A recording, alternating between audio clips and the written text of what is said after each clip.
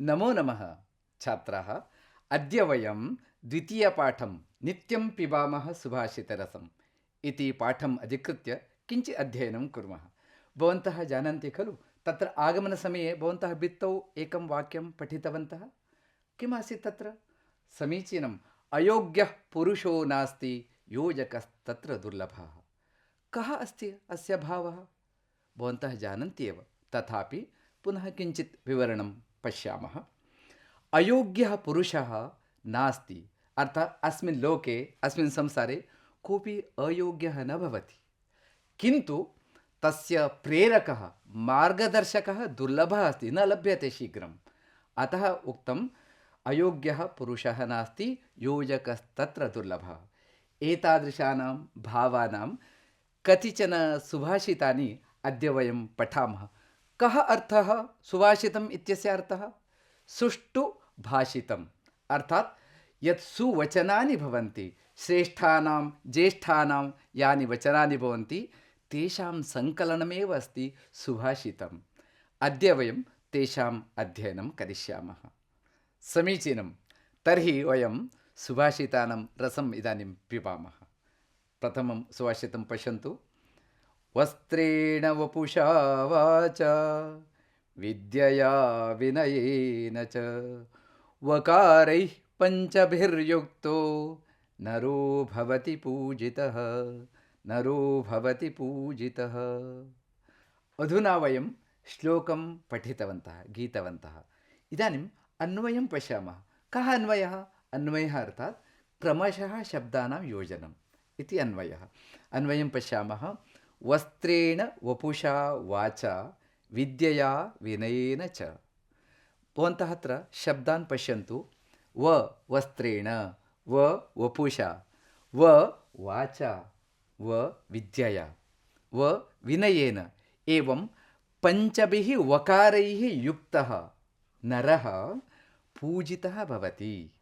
कः अर्थः एतस्य? कः भावार्थः इत्युक्ते, भवन्तः जानन्ति, उत्तमेन वस्त्रेण, समुचितानि वस्त्राणि यः धरति, यः सम्यक्तया शरीरेण स्वस्थः अस्ति, सुदृढः अस्ति, पुनश्च सदा सुमधुरं हितकरं च वचनं वदति, सर्वदा अध्ययने संलग्नः भवति, तथा च विनम्रतया व्यवहारं करोति, तादृशः पञ्चभिः वकारैः युक्तः नरः योग्यः भवति। अर्थात् सः एव नरः अत्यन्तः योग्यः, लोके प्रसिद्धः च भवति। तादृशं सः सम्मानं प्राप्नोति। अतः एतैः सर्वैः अपि अस्माभिः आत्मनः कल्याणं करणीयम्, आत्मानम् उद्धारं कर्तुम् एते वकाराः ये सन्ति ते सहायकाः सन्ति। अतः वयमपि प्रयासं कुर्मः, लोके उत्तमाः भवितुं प्रयासं कुर्मः। द्वितीयं श्लोकं पठामः। षड्दोषाः पुरुषेणेह हातव्या भूतिमिच्छता निद्रा तन्द्रा भयं क्रोधः आलस्यं दीर्घसूत्रता, आलस्यं दीर्घसूत्रता। अन्वयः अस्ति, इह भूतिम् इच्छता पुरुषेण निद्रा तन्द्रा भयं क्रोधः आलस्यं दीर्घसूत्रता च इति एते षड् दोषाः हातव्याः। अर्थात् भावार्थं पश्यामः।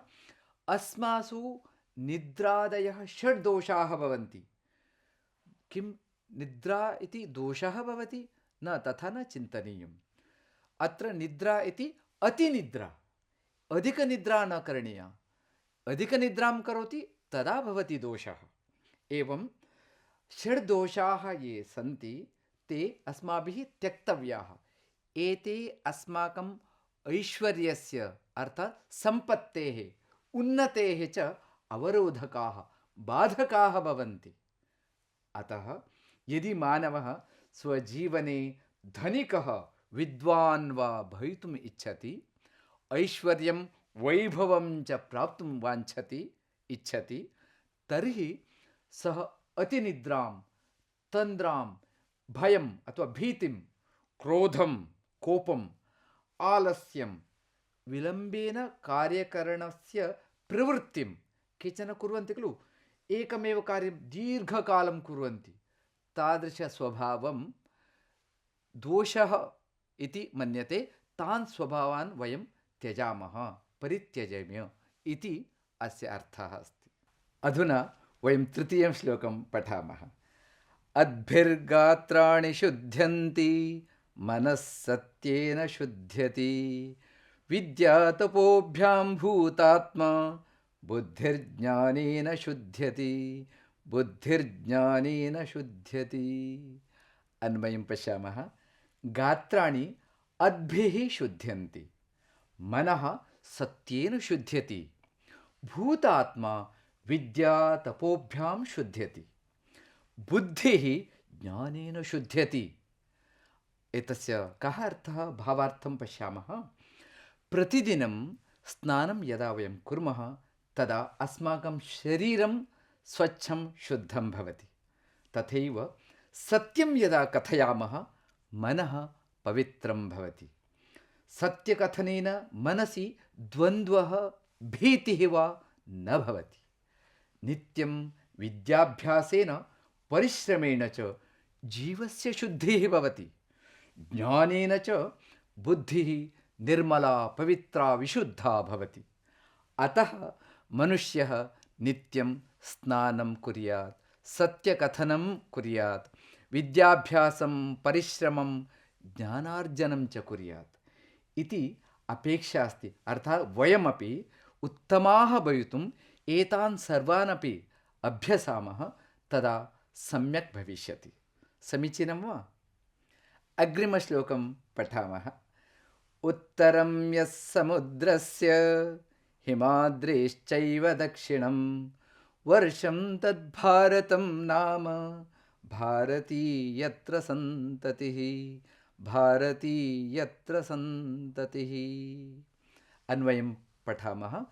यत् समुद्रस्य उत्तरं हिमाद्रेः च दक्षिणं तद् एव भारतं नाम वर्षं, यत्र भारती सन्ततिः अस्ति।